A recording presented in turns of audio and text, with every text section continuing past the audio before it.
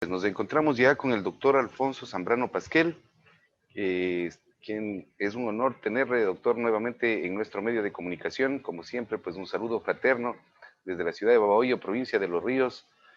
Doctor, bienvenido. Gracias, muy buenas noches. Y bueno, listo para empezar con usted el diálogo previsto. Gracias a usted, mi doctor. Se viene por aprobarse, doctor, una ley que es la ley de extinción de dominio. Queremos saber por su experticia, doctor, usted como jurista catedrático, ¿cuál es su opinión en relación a este tan importante tema para el Ecuador? Miren, muchas personas, incluso abogados con muy buena formación, pero con evidente desconocimiento sobre lo que significa esta propuesta, de plano empiezan diciendo que no debe aprobarse, que es inconstitucional, que para qué sirve. Y algunos con formación han sido mis alumnos en el campo penal, en el campo constitucional. Yo soy máster también en Derecho Constitucional. He podido conversar con algunos de ellos y, bueno, dicen entre otras cosas, pero vea, si existe el sistema penal, si hay una serie de delitos que tendrían que ver con el tema, o tienen que ver con temas de corrupción, peculado, cohecho, confusión, enriquecimiento ilícito, defraudaciones aduaneras, defraudaciones tributarias.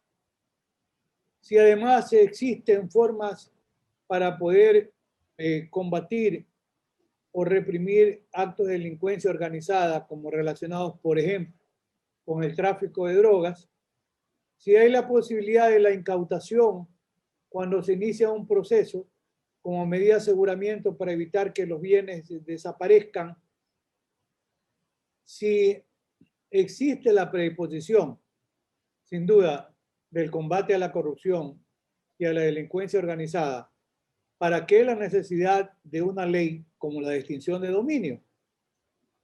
Yo he conversado ya con algunos, ya he intervenido en algunos momentos en el análisis de esta propuesta que es nueva, que concita preocupación, pero que hay que entender bien a dónde va, a dónde, qué es lo que señala. Muchas veces puede ocurrir que un proceso penal se extinga el ejercicio de la acción penal por el transcurso del tiempo. Puede ser, por ejemplo, en un caso de drogas. Se demora más de 20 años, no se llega a una condena. Consecuentemente, los bienes que han sido incautados tienen que ser devueltos, tienen que ser resarcidos. Pensemos en un caso de lavado de activos, donde recuerde que tiene que haber en el ámbito penal, para llegar a una condena, tiene que haber la certeza de la existencia del delito, más allá de una duda razonable. Podría pasar que alguna persona en un proceso penal se le dicte un sobreseimiento, o podría ser que se llegue a una sentencia absolutoria. Y otros hechos. Podría ser que hayan ocurrido hace 20, 30, 40, 50 años la comisión de un delito. Con el transcurso del tiempo van a ser beneficiarios de esos activos los herederos de aquella persona que se afirma que cometió el delito. Pueden ser de primera, segunda, tercera generación, etc. La ley de extinción de dominio es una herramienta para nosotros nueva, pero que por primera ocasión se hace vigente en Colombia en 1996, hace 24 años. Y les voy a situar el caso. Pablo Escobar muere hace el año 84, por allí, y había dejado una gran cantidad de bienes, incluso algunas propiedades a nombre de la hijita, una niña pequeña. Esas propiedades para aquella época una de las propiedades tenía un valor de $2 millones. Entonces, ¿qué pasa? Pablo Escobar muerto, se extingue la acción penal, ¿cierto? Y entonces tendrían derecho los herederos a beneficiarse con lo que significaba la herencia, cuyo origen era ilícito. Y en el Ecuador, para lo que ya tenemos algunas vueltas en el carrete, ha habido casos muy emblemáticos. Estoy pensando en el famoso caso de la compra de chatarra hace algunas décadas, que dejó algunas generaciones de nuevos ricos en el Ecuador. Se inició un proceso, no concluyó, en otros casos la acción penal se extinguía, en otros casos se mueren quienes cometen los delitos. Fíjense, todos estos pequeños ejemplos pueden llevar a pensar en la conveniencia de una ley como esta. ¿Qué pasó en Colombia? Fueron incautados los bienes de Pablo Escobar, es decir, los hijos no se pudieron beneficiar, no obstante que el padre estaba muerto. Algunas características hay. La primera discusión es si afecta el derecho a la propiedad, porque con esta ley de extinción de dominio nadie se va a ir preso, es contra los bienes, ¿ya? Y ahí viene el cuestionamiento, alguien dice, pero ¿cómo se van a cuestionar los bienes? Porque la Constitución de este Estado constitucional de derecho y de justicia garantiza el derecho a la propiedad. ¿Cómo se va a perjudicar el derecho a la propiedad? Y alguien podría agregarle, ¿qué culpa tendría el heredero de que su padre haya sido un delincuente? El heredero de buena fe tiene los bienes. Además han pasado 20 o 30 años. Si hubieran jugado su heredero ya estaría cumplida la pena, estaría prescrita la acción penal. ¿Por qué le van a quitar los bienes? No, esta ley de extinción de dominio es una ley especial por su naturaleza, que no es una ley penal. Es una ley especial de carácter real. ¿Por qué? Porque va contra los bienes. Y yo tengo una respuesta ya después de haber estado, como acostumbro yo en un tema nuevo como este, me pongo a estudiar, a buscar información para poder armar un criterio. Yo siempre digo, a veces se puede decir que no porque a alguien no le gusta. Y yo creo que usted me escuchó alguna vez decirle lo siguiente. Yo digo, si a usted no le gusta algo, dígame por qué. Y usted dígame si no le gusta y por qué no le gusta, qué propone a cambio. ¿Para qué sirve esta ley? Estamos hablando del combate a la corrupción, a la delincuencia organizada. Desde 1988 surge la Convención de Naciones Unidas contra sustancias estupefacientes y psicotrópicas. Por primera ocasión, allí se hace referencia al tema de el lavado de activos, que después en distintas legislaciones se va convirtiendo en ley independiente autónoma en el Ecuador 2005 y ahora con el Código Orgánico Integral Penal también en el 2014. Pues bien, en la Convención de Viena ya se hablaba del delincuente arrepentido, el delincuente, el delator, las entregas vigiladas, etc. La historia y la humanidad revela diferentes ejemplos cómo se ha tratado de combatir la corrupción, la delincuencia organizada.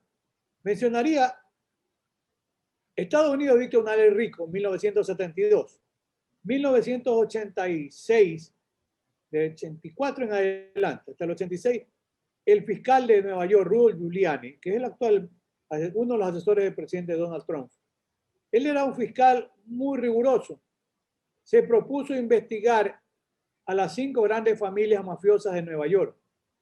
El tema es que cómo podían hacer escucha telefónica. Recordemos, en Estados Unidos el tema de las enmiendas es muy riguroso, la cuarta enmienda, la quinta, la sexta. Y los asesores le dijeron, pero fiscal, está la ley RICO de 1972 y con esa ley se permitió las escuchas y luego con esa ley se entró a acuerdo de delación premiada, ¿ya? En 1984 en Italia el famoso caso, el juicio del siglo contra la mafia italiana. Había la ley del penitente o del arrepentido y con esa ley se pudieron desmantelar, pues, lo que se pudo en ese momento, la delincuencia organizada en tema de drogas en Italia. Está la Convención de Naciones Unidas contra la Corrupción, la Convención Interamericana contra la Corrupción, la Convención de Palermo de Estados Unidos del año 2000 contra la delincuencia organizada. Pues bien, esta ley de extinción de dominio es una ley especial, no es una ley penal. Mencionaría características. No es inconstitucional, porque la Constitución protege los bienes que han sido adquiridos lícitamente. Lícitamente. una característica importante es la imprescriptibilidad. Por eso dije unos ejemplos. Y yo he conversado con algún experto colombiano y le pregunté, ¿y qué pasó con los bienes de los demás carteles de Colombia, como el de los Rodríguez, Orejuela, Escuela. ¿sí? Y Rodríguez Gacha también, y tenía muchos bienes, y de los Ochoa? Dice, no, doctor, los bienes fueron, todos los bienes que pudieron ser detectados fueron incautados por el Estado. Tuvieron dos inquietudes. Primero, ¿qué pasa con la masa de trabajadores que puede quedar, ¿verdad?, en la calle? Dice, bueno, por eso la ley prevé respetar el derecho de terceros que de buena fe, por ejemplo, trabajan. Entonces, ¿qué se hizo en Colombia? Se crearon cooperativas en favor de los trabajadores en los carteles. ¿Y qué se hace? El dinero. Los dineros incautados de los grandes carteles colombianos sirvieron básicamente para crear 5 cárceles modelo nueva. O sea, aquí hay que tener la idea bien clara. ¿Para qué debe servir ese recurso? Yo pensaría, porque se va a discutir, ya está en segundo, mañana saldrá posiblemente la ley, no cambiada desde el proyecto inicialmente aprobado.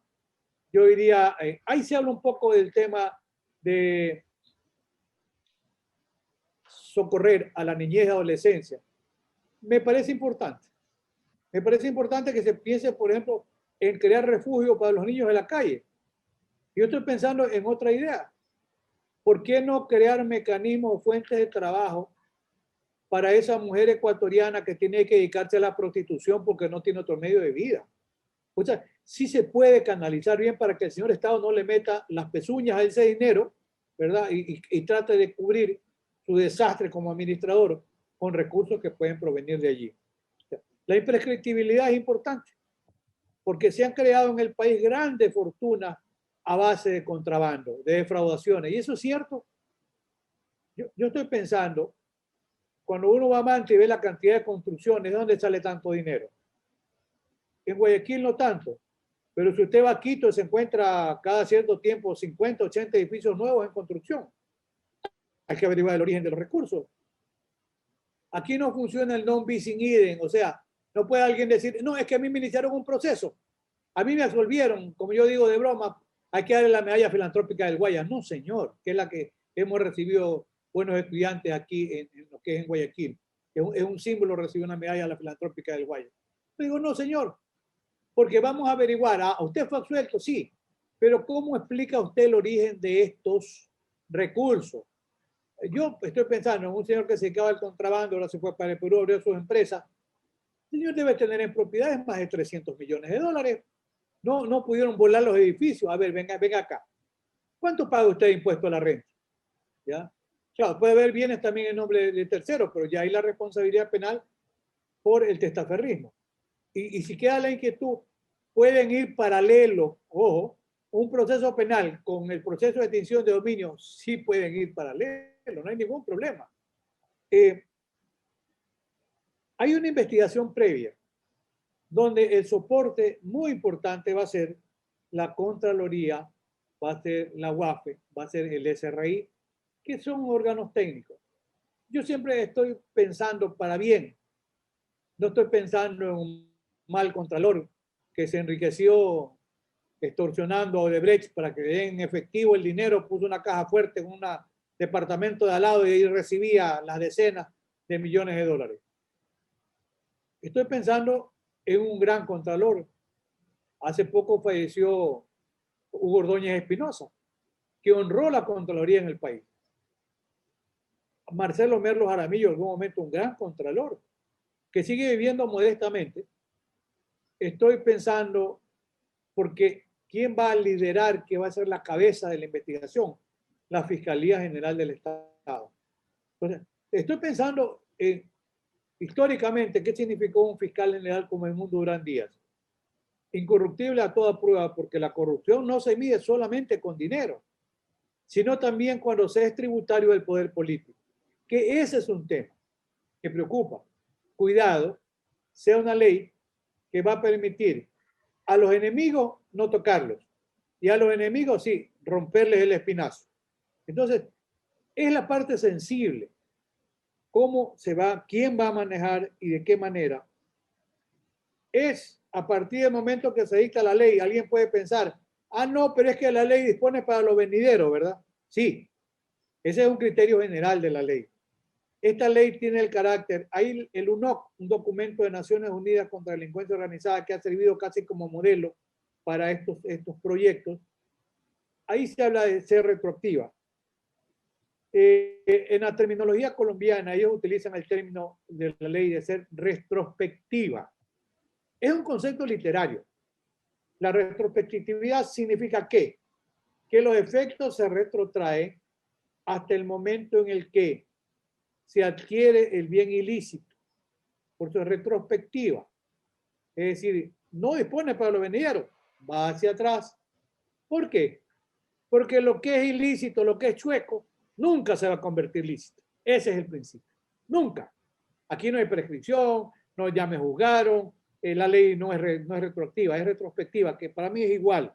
¿Ya?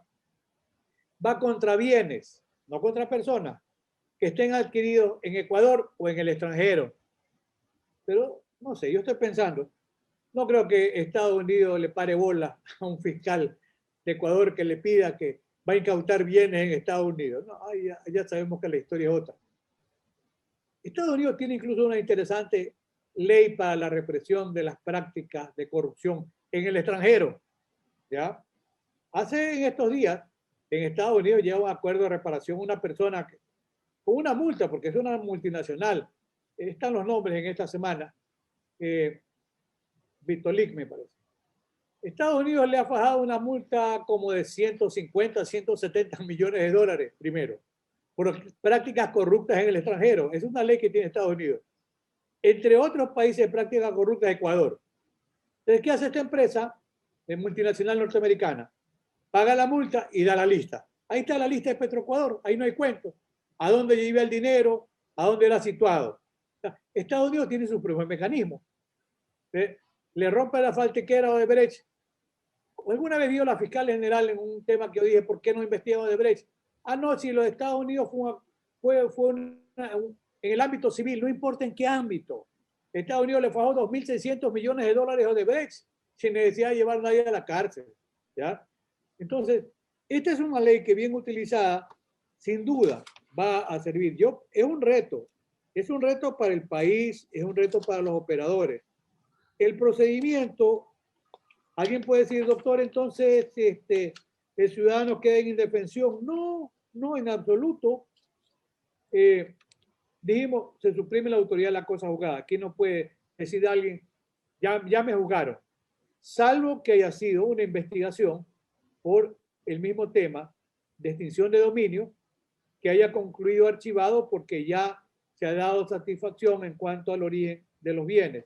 O los terceros, es interesante porque de España, cuando se trata de la responsabilidad penal de personas jurídicas, porque este es un tema también que va contra personas jurídicas, ¿ya? Porque es contra bienes.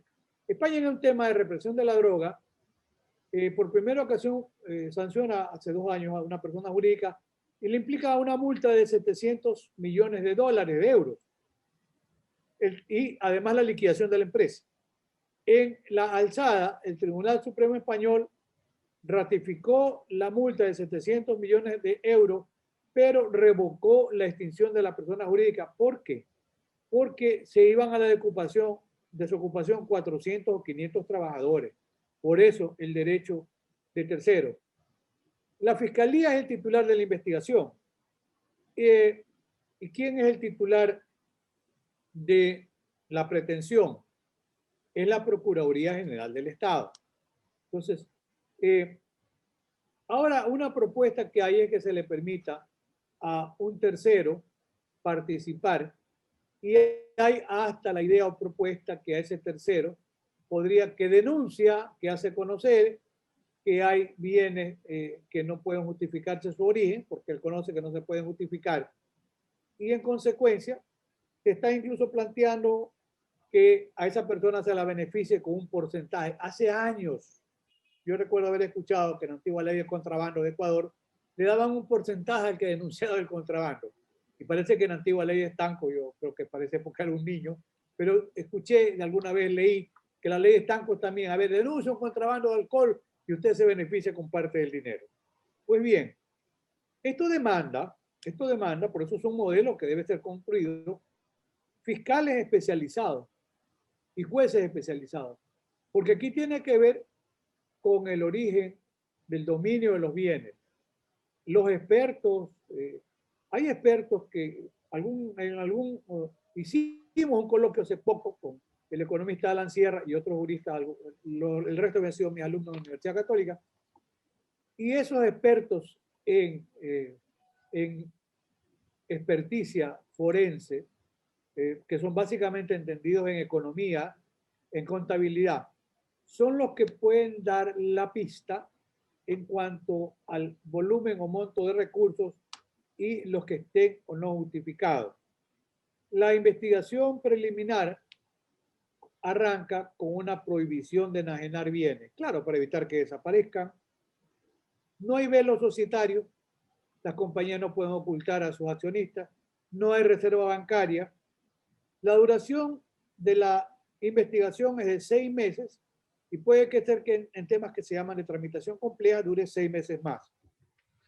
Si se demuestra que los bienes adquiridos, vamos a suponer, estén a nombre de terceros y hayan sido los terceros, hayan adquirido buena fe, obviamente se archiva el proceso contra terceros, porque sería injusto que a terceros se los sancione cuando de buena fe, con recursos legítimos, han adquirido bienes que creían que eran legítimos. Si el fiscal del primer origen que investiga dice que no procede continuar y pide el archivo, se consulta al fiscal superior. Es una suerte de control cruzado. Está de acuerdo que el inferior dice que este proceso de extinción de dominio no debe continuar. Una vez que se inicia el proceso, se dictan, bueno, la primera medida cautelar sería la de enajenar. ¿Cómo se inicia el proceso? Con una pretensión de la Procuraduría. Una vez que hay la pretensión de la Procuraduría y hay un proceso de extinción, se procede a la retención, a la incautación y posteriormente al decomiso de los bienes. Si la persona, una vez que se inicia el proceso, con la pretensión de la Procuraduría, que tiene como antecedente la investigación de la Fiscalía, el ciudadano tiene 30 días para contestar la pretensión de extinción de dominio, presenta las oposiciones, las excepciones de que se cree asistido y al mismo tiempo anuncia los medios de prueba, ¿ya? ¿Conforme a qué? A lo establecido en el Código Orgánico Integral Penal. O sea, hay prueba testimonial, hay prueba documental y hay prueba pericial.